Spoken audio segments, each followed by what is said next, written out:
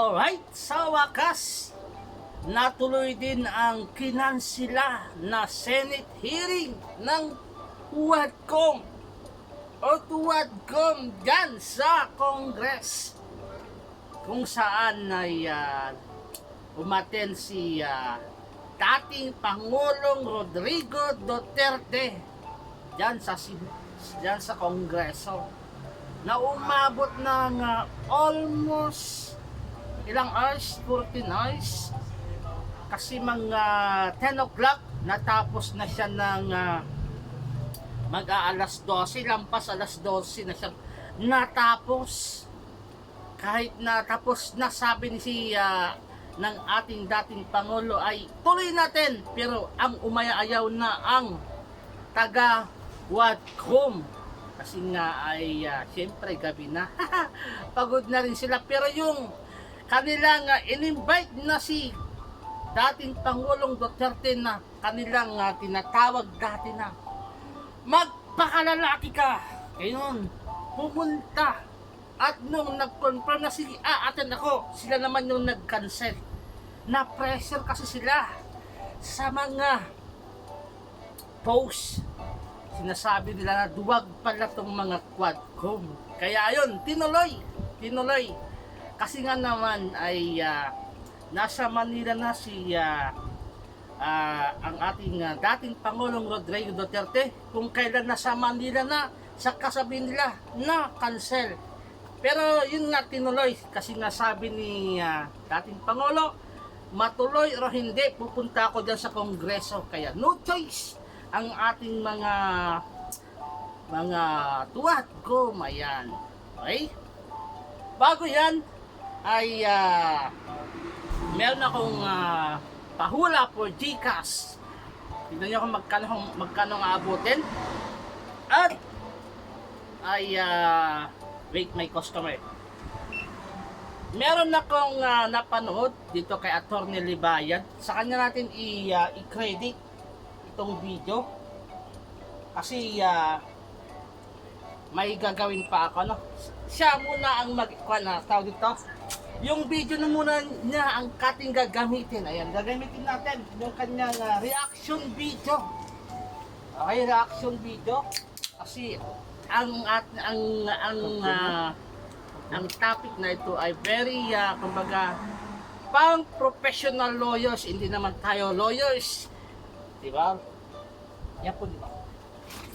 Hindi tayo abogado, kaya humiram tayo ng video ng isang abogado na talaga naman na magaling na taga Baguio, yan si Attorney Libayan. Okay, habang kayo po yung nagsasagot yan sa baba, ito po yung video.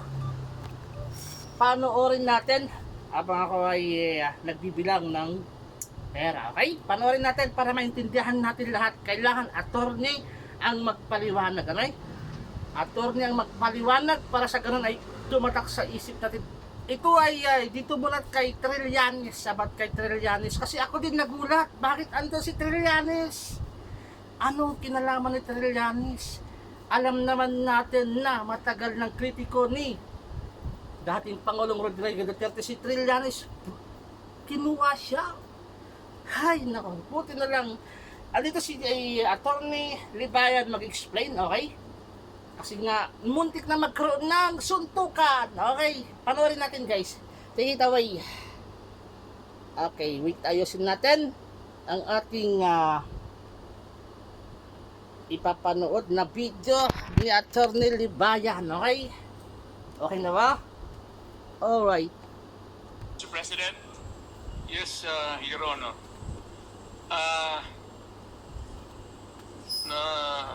Nalilito na ako kung anong sabihin ko. Pero sabi ko kung if I'm lying or if my statements are falsely stated, because there is an iota of magdikti ako. So, trigger warning mga kapatid natin, pasensya na. Yan, syempre alam naman natin kung gaano ka candid, upfront, ka-brutal. Yun na lang, that's the best term, ka-brutal yung mga terminologies na ginagamit ni Tatay Diggs. Because, alam nyo, ang problema talaga dito minsan, no? When Tatay Diggs loses his cool, nagkakaroon talaga ng problema. Ngayon, syempre, andyan si Trillanes. That's the ultimate Duterte trigger. Let's go. In the same manner na kung magbigti ako si Trillanes dapat magsabay rin sa akin.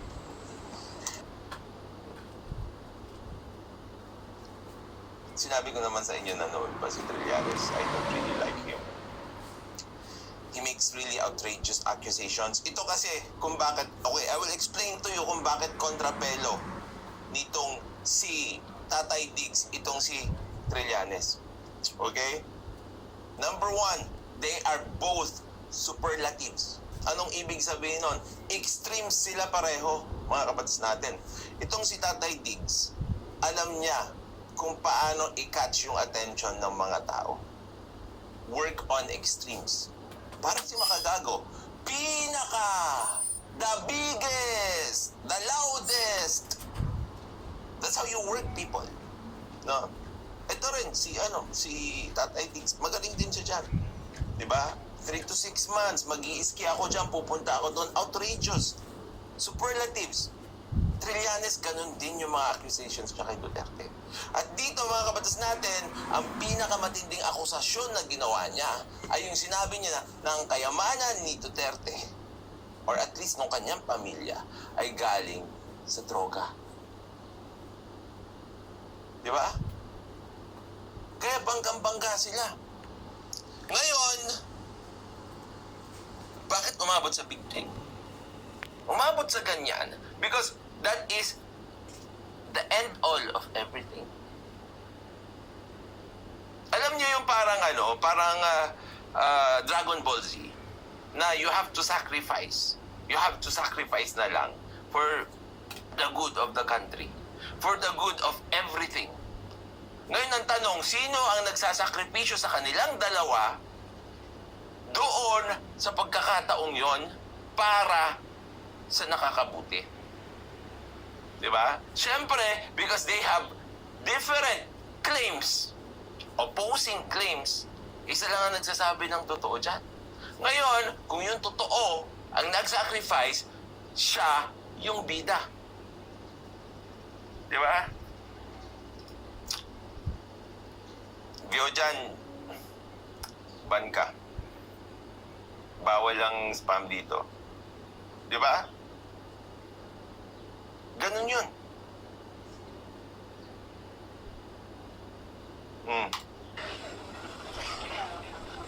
Okay, duly noted of your thoughts, Mr. President.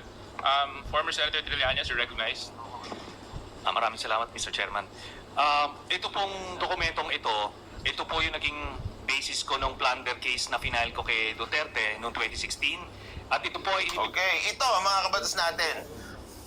I also closely watched the proceedings, the events dito sa mga bank accounts na sinasabi ni Trillanes. Okay?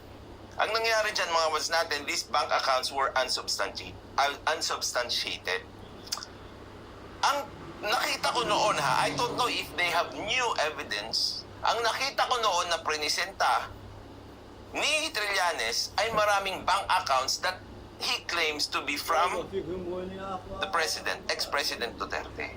Tapos, ang pinaka-ebidensya na meron sila for its existence but not the contents, yung nag-deposit sila doon sa account na yon at pumasok yung deposit nila. Di ba? Let's go. imbestigahan ng Ombudsman at ang Deputy Ombudsman Arthur Carandang, and I think the Quadcom can invite him. Siya ang nag-conduct ng investigation. Humingi siya ng dokumento sa AMLAC at kinonfirm niya. And because of that, tinanggal ni Duterte si Deputy Ombudsman. Now, aside from that, so pwede natin Pero ang tanong dito, tignan mo kasi yung problema Deputy Ombudsman. Now, cause of that, tinanggal ni Duterte at ang nagconduct ng investigation, humingi siya ng dokumento sa AMLAC at kinonfirm niya. And because of that, tinanggal ni Duterte si Deputy Ombudsman na Okay, humingi siya ng dokumento sa AMLAC. Okay, so AMLAC ang nagbigay, tapos kinonfirm yung mga bank accounts. If you have those documents already, then those are very strong evidence. Ngayon, ang hindi ko maintindihan dito, okay, they are still asking for Duterte's waiver in relation to his bank accounts. Bakit mo pa gagawin yun if you already have confirmation from AMLAC or you have already access to his bank accounts? That doesn't connect. Kasi syempre, alam naman natin mga kabatas natin na meron lahat tayo. We all enjoy the provisions of the bank secrecy law. The bank secrecy law can be waived if it is, okay? Or there is an order from the court para buksan yan. Pwede tanggalin yan. Yung AMLAC, pwede. Di ba? Pero, it presupposes that there is a case. If you already have access and you actually believe in it, then why not work on that particular evidence for you to be able to ask from the court or any tribunal who has the power to open those bank accounts. Yung bank accounts na yan, mga kabatas natin, if they are local, here in the Philippines, we don't have any problem with that. Diba? If it was already confirmed, there was already an investigation, and you have strong evidence in relation to that, then why still work on hearsay? That's my problem here, mga kabatas natin. Buhay dadana naman tayo. We just talk and talk and talk and talk. We claim evidence, but we don't show evidence. That's the problem eh. Di ba? Showing evidence, proving evidence, is different from claiming that you have evidence. This is another claim na meron kang ebidensya. Like I said, no, kung nagnakaw, kung involved sa drugs, itong si Duterte, please, parang awa nyo na, please show us proof. Every one of us here in Batas natin would want that. We try to be fair here. Diba? Tapos tinanggal niya yon.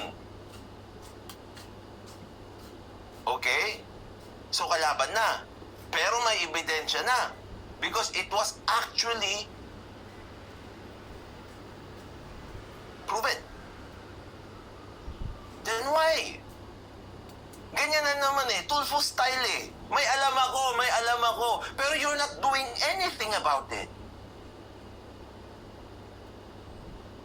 Alam ko yung kalokohan ng NBI. Yung mga hulidap ng NBI. Ganyan si Tulfo, di ba? Pero may ginagawa ba siya tungkol doon? Wala. Nagkiklaim lang siya, tas nang ba-blackmail. That's the problem here. Tayo ang nagsasuffer because this is all drama. These are all drama. Yes, drama.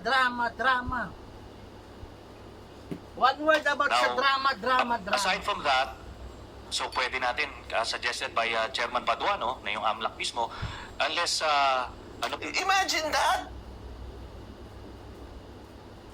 You were a senator. You've been doing that for a very long time. Tapos you will settle for a fact na ay sinuggest dito. I bet you know that already. Niloloko niyo yung tao.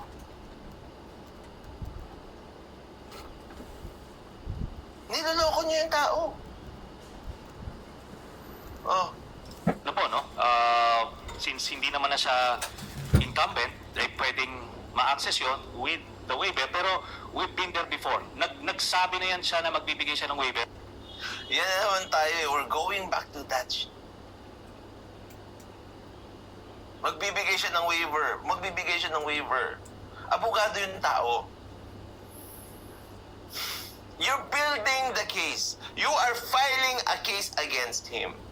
You must have at least evidence. Evidence! Because you have the claims. So bakit kailangan siya yung magbigay ng ebidensya sa inyo? Tama! Diba? Galing talaga ni attorney. That's my question. Parang ako kakasuhan ako. Ay, well, kinasuhan na pala ako ni Tulfo ng maraming beses. Pero, syempre, baka unlimited nga naman. Ngayon, lalapit si Tulfo sa akin. Sasabihin niya, oh, attorney, magbigay ka sa akin ng ebidensya para makasuhan pa kita. Attorney, i-waive mo lahat ng kung ano man ang meron ka sa buhay mo. Kung anong gusto kong i-waive mo, ipakita mo sa akin para masilip ko at magawan ko ng paraan para kasuhan kita. That's absurd, right? We all know they are fighting for public opinion here. That's why they talk that way. Pati si Duterte, ganyan siya magsalita kasi gusto niya tumagos sa puso niyo. He wants the attention. Trillanes also wants the attention. This is very good drama. Okay? Kung hindi ko lang sinamahan yung mag-anak ko, yung pamilya ko manood ng Dua Lipa kahapon, I was here. Nakatutok sa inyo at kinontent natin ng kinontent yan because it's very interesting. Why? Because it reflects what catches the attention of the Filipino people. It reflects that still the Filipino people wants drama kahit walang kwenta. Di ba? And the best drama here is Trillanes versus Duterte. That's the best drama here. Kasi kontrapelo talaga ni Duterte. Look, Duterte would sacrifice just to eliminate Trillanes. Diba? That will show you how adamant Duterte is in eliminating Trillanes, which he says is a liar. Diba? Oh, let's go. Pero, puro bluff yan, pero hindi, kaya nga mas maganda kung Well, you two, come on. Come on! Bluffer ka, fisher ka, may ebidensya ako, may ebidensya ako. Ganon din, nagbabluff ka rin yan. May ebidensya ka, may ebidensya ka. Tulad ng in-example ko noon, di ba? CTM yan ba? Naalala nyo? I still remember it. When Trillanes was talking about this, sa mga bank accounts, ganito yung ginagawa ni Trillanes. Larong bata, di ba? Kakantsawan mo yung kalaro mo, sasabihin mo, meron kang balat sa puwet. Di ba? Siyempre, yung kalaro mo na walang balat sa puwet, magagalit sa'yo. Wala. Paano mo alam? Alam ko, nakita ko. Alam ko, sinabi sa akin nung nanay mo. Alam ko, sinabi sa akin ng kapatid mo. Sinabi akin ng kaibigan mo. Sinabi sa akin ni ganito, sinabi sa akin ni ganyan. Alam ko yan. May balat ka sa puwet, kaya ka malas. Belat. O ngayon, galit na galit ka. Gusto mo talagang patunayan na wala kang balat sa puwet. Pinakita mo yung puwet mo doon sa kaaway mo. Ngayon, ano sasabihin ng puwet mo? Ng kaaway mo? Uto-uto. Uto-uto. Pinakita yung puwet niya. That's what will happen here. Yan yung ginagawa lang This is a lose-lose situation for the Dutertes. O sige na. For Diggs. You know why? May matuklasan man yun na back account man dun o wala, they will still say something. Unang-una, kapag pinakita mo at nag-waiver ka tapos walang pera doon, ang sasabihin sa'yo, uto-uto. Uto-uto. Pangalawa, nalipat mo na. Na-transfer mo na yan. Kaya ganyan yung lumabas. Dapat noon pa. You took time. Kaya matagal mo, pinakita yan o hindi mo binigay agad yung waiver na yan dahil kinailangan mo yung oras para i-transfer lahat ng pera na yan.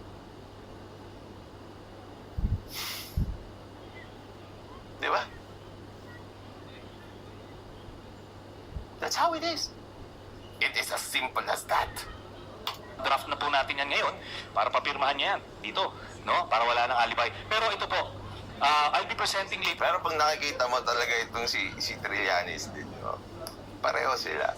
Galit na galit din talaga siya kay Duterte. Later on, Mr. Chairman, a video of his actual admission of these accounts. No? Well, pinanood ko rin yung actual admission na yan. Wala naman.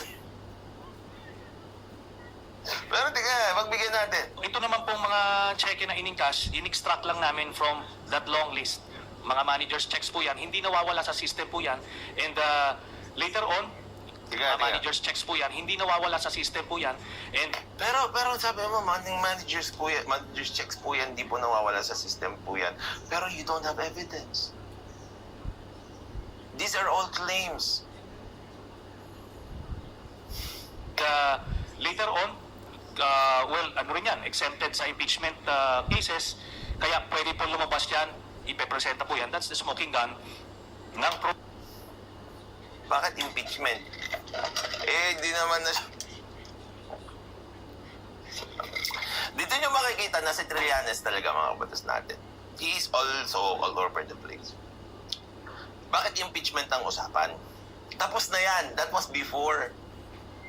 Obviously, hindi ka updated sa version mo. Yung version ng Trillanes na kalaban ni Duterte nung siya ay nakaupo na presidente, hindi na update na hindi na nakaupo si Digong ngayon. proceeds of the illegal drug trade ng Duterte crime family. Salamat po. Thank you very much. Imagine that, di ba? Duterte crime family, illegal.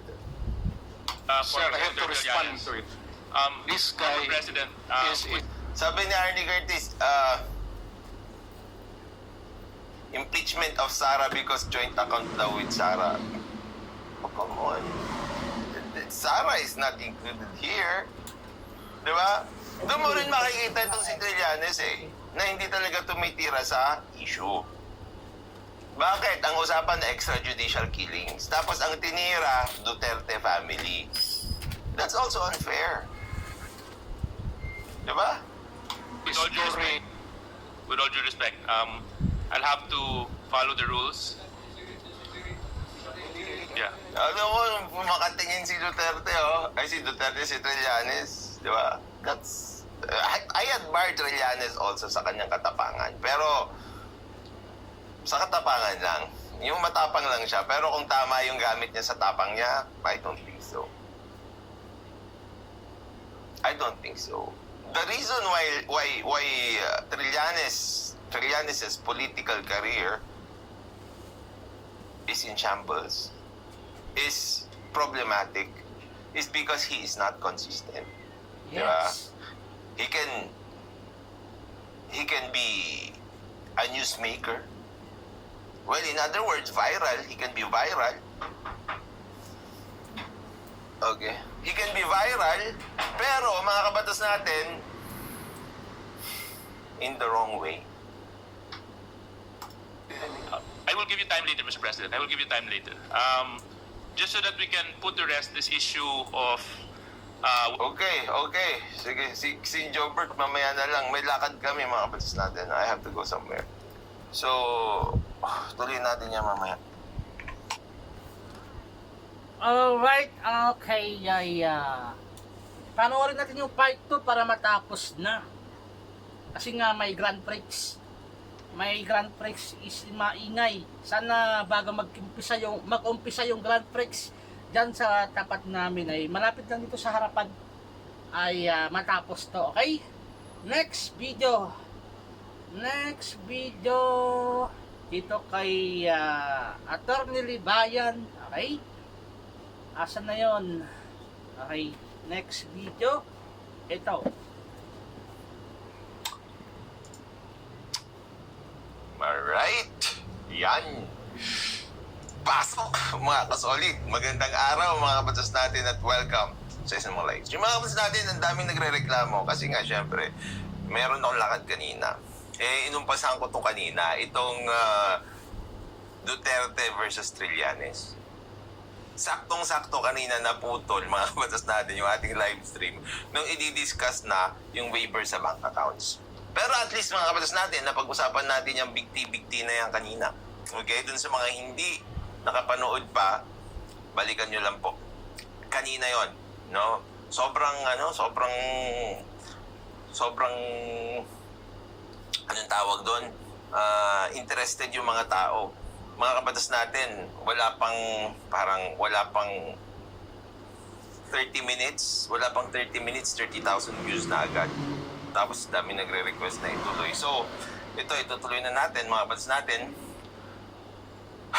Ito kasi title ng Raptor dito. Duterte loses his cool after Trillanes says drug money flowed in their family bank accounts. Yan kasi yung main allegation ni Trillanes ngayon sa mga Duterte. Tandaan nyo mga kabatas natin, ang aligasyon na yan ay hindi na lamang para kay Tatay Diggs, kundi sa buong pamilya niya.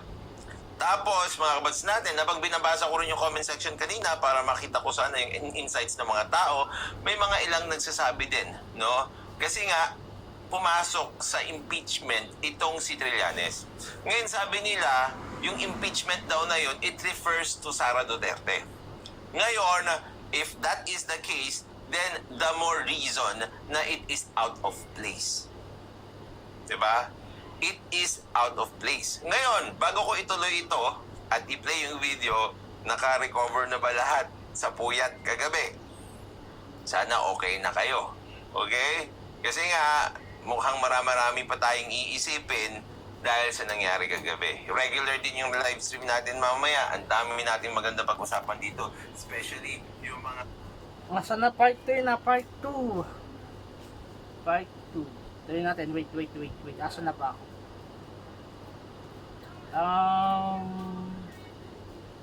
Tama ba to?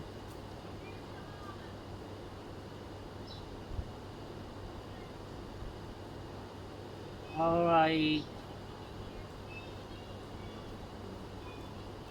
19. Tama. Tuloy. Sorry. Asan na? Tuloy. usapan ng mga abogado. Kasi, sabi ko sa inyo, it pays to know things about the law. Kasi makikita nyo dito, si Duterte at saka yung mga ibang abogado, kahit pareho sila ng inaral na batas, meron pa rin pagkakaiba. Okay? Let's go mga batas natin. The best teleserye ever. Okay? Let's go. Follow the rules. Yeah. I will give you time later, Mr. President. I will give you time later. Ito kasi mga batas natin, kung hindi nyo pa napanood yung kanina, natapos ito doon sa pag-aakusa ni Trillanes na yung mga pera galing sa droga ay pumasok sa bank account ng mga Duterte. Tapos, sinabi niya rin doon, mga kabatas natin, na yung ombudsman mismo, kinumpirma na daw ito. Pag kinumpirma na ito ng ombudsman, tapos meron na daw sila mga papeles galing sa AMLAC. The problem is, if you have those particular documents already, why don't you file the case na? Yun ang problema. Okay? Let's go. Just so that we can put to rest this issue of waivers, because it's been going back and forth. Will the form... Ito rin kasi ang hindi ko gusto dito kay representative, ano ba pangalan nito? Siya pa si Ace Barber, si Dave, di ba? Bakit waiver? If this is in relation to extrajudicial killings, bakit kayo pupunta sa waiver ng bank accounts? Pero we agreed dun sa first part ng episode na ito, mga kabatas natin, na mas maayos yung Quadcom kesa sa Senate. Nandun kasi si Tulfo sa Senate kaya malaki yung problema doon, no? Dito, mga kabatas natin, kahit maraming gumagaya kay Tulfo dito, marami pa rin naman na maayos. In fairness, no? In fairness, marami pa rin na maayos dito. Doon kasi sa Senate, Tulfo effect, mga kabatas natin. Ngayon, yun ang hindi ko rin maintindihan. Kaya nung pinapanood ko itong kagabi, parang, why? Extrajudicial killings. Tapos waiver ng bank accounts. Ha? Why? Let's go. That we can put to rest this issue of waivers, because it's been going back and forth. Will the former president be okay that if we draft the waiver now, that it be signed today instead of tomorrow? Will you be fine with... Di ba? Well, of course.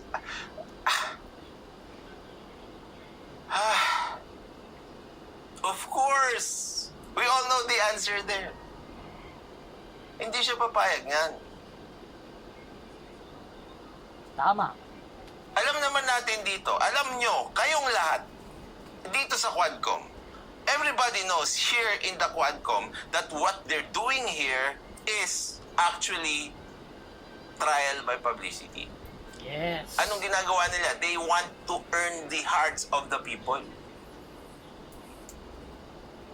Di ba? Sabi ni Ja LTV, nagawa at humabol sa mga oligarch. Ikaw, hindi mo ba pinaglalaban din si Mayor Magalong? Di ba lahat gagawin mo din, maprotektahan lang siya dahil may nakikita ka sa kanya? Well, oo, proprotektahan ko siya. Gagawin ko ang lahat, totoo. Pero hindi ko siya kukonsintihin sa mga maling ginagawa niya. Tandaan niyo yan. Okay na ba? Change topic ulit tayo. Gusto nyo pag-usapan na lang natin si Mayor Magalong. Huwag na lang ito. Ano ba talaga gusto nyo? Let's go. With that, Mr. President? Anong kapalit, sir? Hindi, sampalin ko siya sa publiko.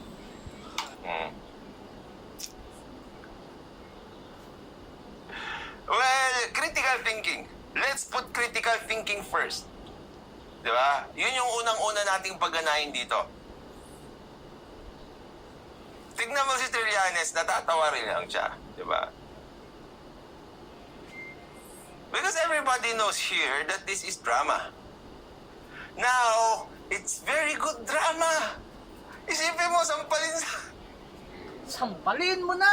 sampalin sa publiko. O ngayon, pag nasampal niya sa publiko, umasenso na ba yung bansa natin?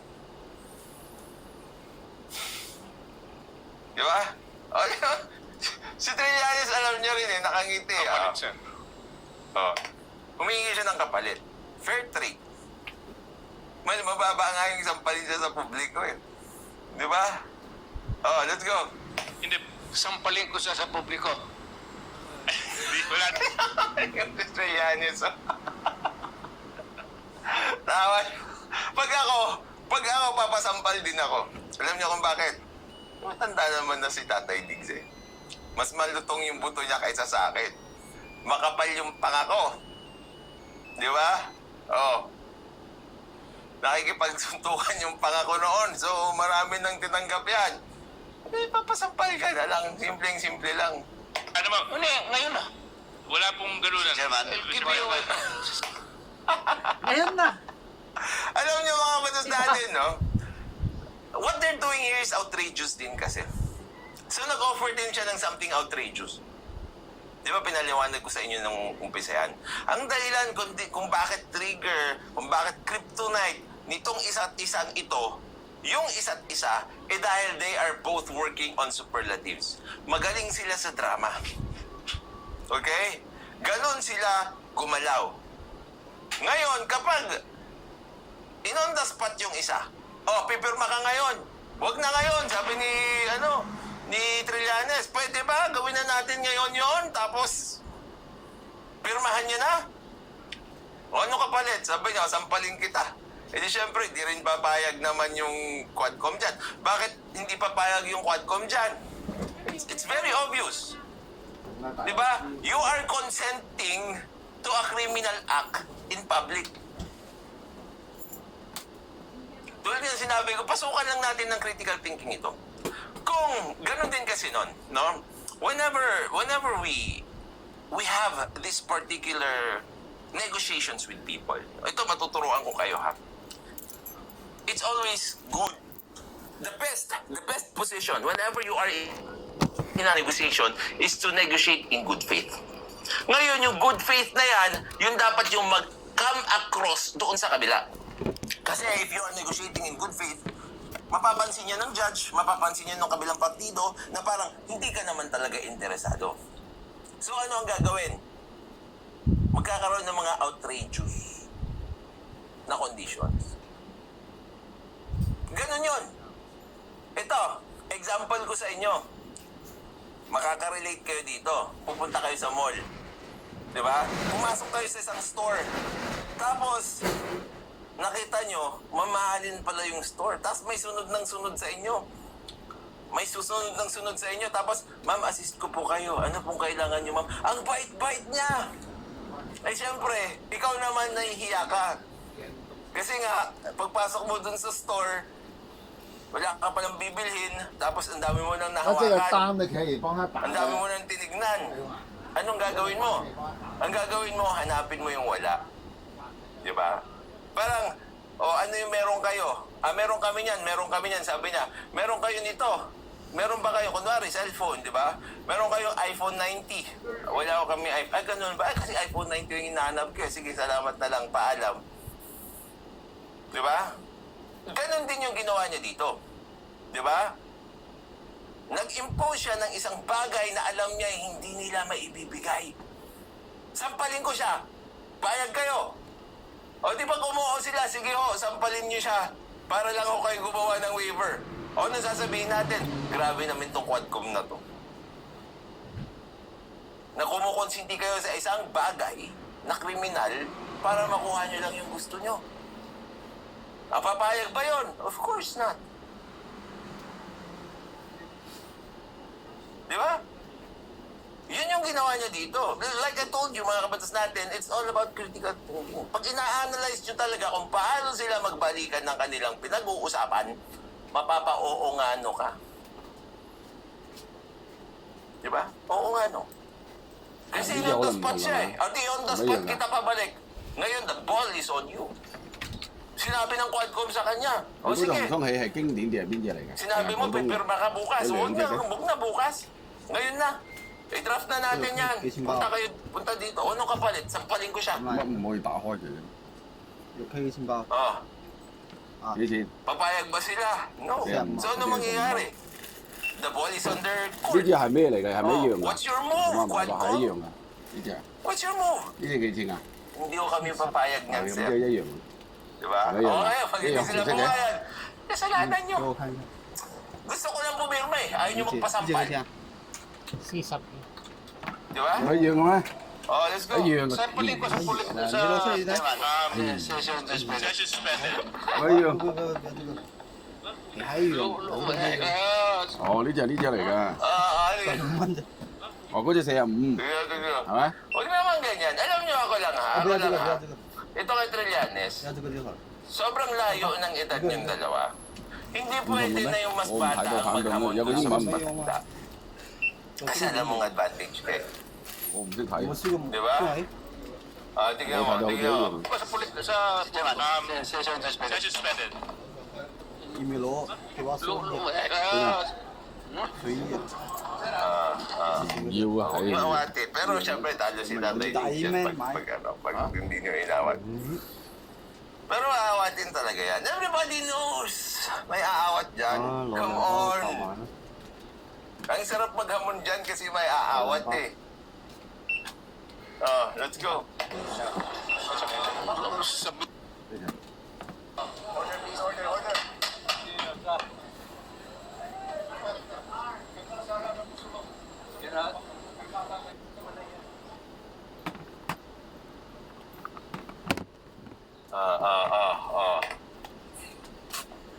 Huwag na. Magsuntukan pa, wag na. Waiver na lang. Sampa. Di ba? Well, it's very obvious. This is drama. And this is what the Filipino people want. Di ba? And they gave it to us. Kaya nga nagpuyat tayo eh. Di ba? Please observe proper decorum. We are in a committee hearing. We have already stressed from the very beginning that the proper rules, decorum, will be implemented regardless of who you are. Regardless. Diba? May announcement na tuloy. Of who you are. We live by a set of rules in this committee, and those set of rules will be followed, and those set of rules will be implemented. Alam nyo, obviously na drama yun. Alam naman nila na maraming aawat dyan. Alam din nila na hindi sila pwedeng magpang-abot dyan. Di ba? Wait, session, it's still suspended. It's still suspended.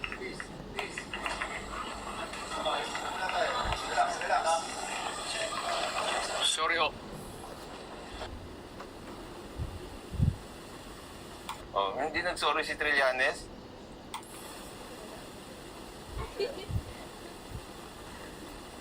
Pagtabihin nyo kasi.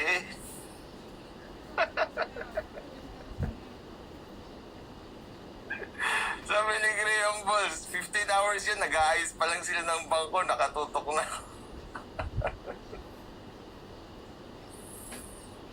Restruelen.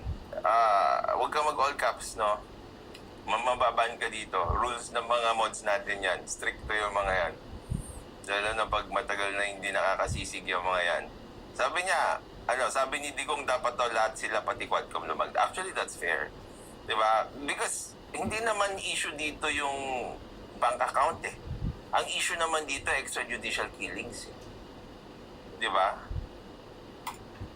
So, ibig sabihin, pag killings in relation to death, ano pong nandoon sa bangko? Pera, hindi naman tao. Di ba?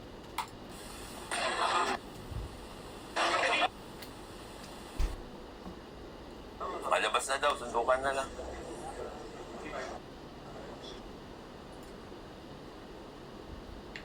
Nilipat na lang.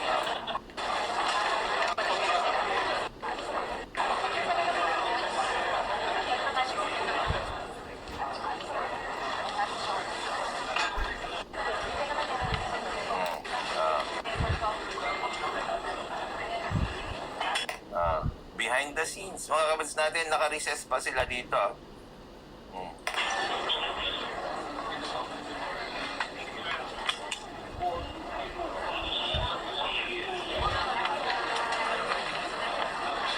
Okay, ito. Idawit na rin natin. Napanood ko rin yan. Pumayag si Trillanes na magpasampal siya kay Digong, pero kailangan daw pumirma muna si Digong ng waiver. Sinabi ni Trillanes kagabi yun. Pero tulad nga rin sinabi ko sa inyo, no? Kapayag ba yung Quadcom doon? Of course not. Bakit? Eh syempre, bad rep din yun sa Quadcom. Ang mangyayari ngayon, iisipin ng mga tao, okay lang pala, sampal-sampalan, physical injuries, gumawa ng krimen, para yun ang kapalit ng isang bagay na makukuha mo sa isang tao. Hindi pwede yun. Illegal na kondisyon yun para sa isang waiver. Diba? Oh. Ngayon, 80 years old, hamunin mo ng suntukan. Hindi naman tama yun. Di papayagan niya ng Quadcom. Oo. Hindi talaga. Pero pag titignan nyo kasi yung psychology behind it, no? Humingi siya ng outrageous na condition na alam niyang hindi papayagan ng Quadcom. Pag pumayag yung Quadcom doon, tanga-tanga na lang talaga yung Quadcom. Ang magdi-decide naman dyan, hindi naman si Trillanes. Diba? It's the Quadcom because Duterte will be submitting the waiver to the Quadcom. He said he owes it to the Quadcom. Ngayon, para makuha niyo, papasampal si Trillanes. Diba? It's a joke. Anyway, mga bats natin, merong issue dito kung tungkol kay Franz, tapos kailan ba nagiging convicted criminal ng isang tao. Pag-usapan natin yan mamaya. Okay? Tinapos ko lang ito. Well, isa lang na issue ito. Ang dami-dami pa. Pero maganda kasi na pag-aralan din ayon sa batas at saka doon sa maayos na pag-iisip dito sa batas natin. Okay? Kita-kita lang tayo mamaya. Maraming salamat mga batas natin. At syempre, tulad na lagi sinasabi, matutunan tayo na main bank, gano'n natin. Then natutulog. Ayan ay nasaan na yun?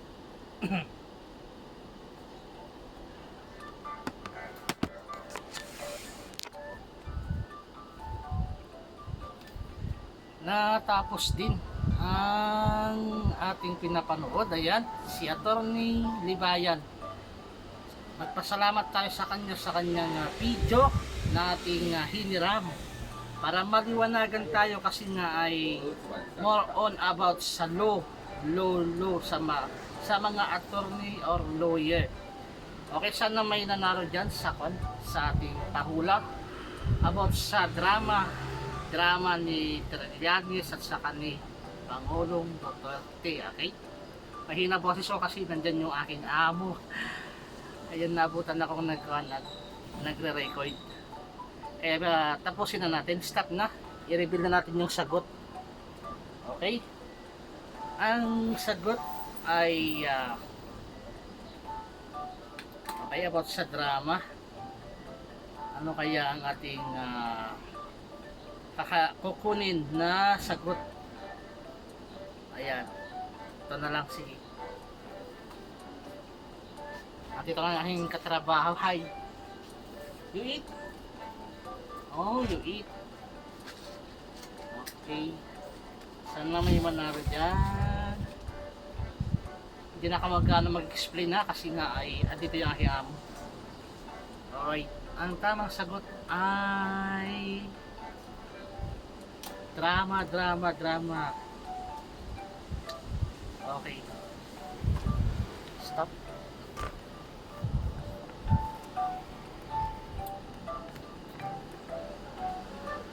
Ang tamang sagot ay pinagkakaabalahan. Okay, sana may nanalo dyan.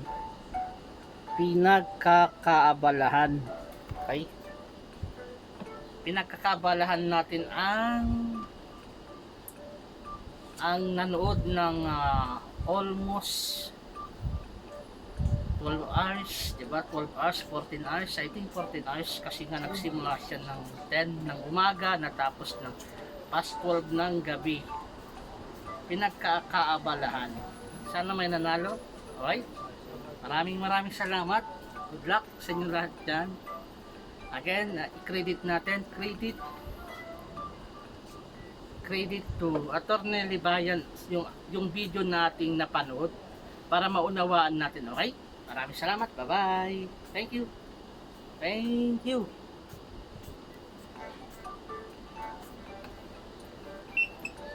Kauman.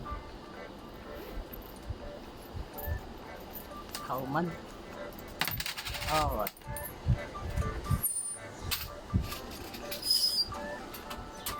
Thank you. Bye bye. Thank you, Losay.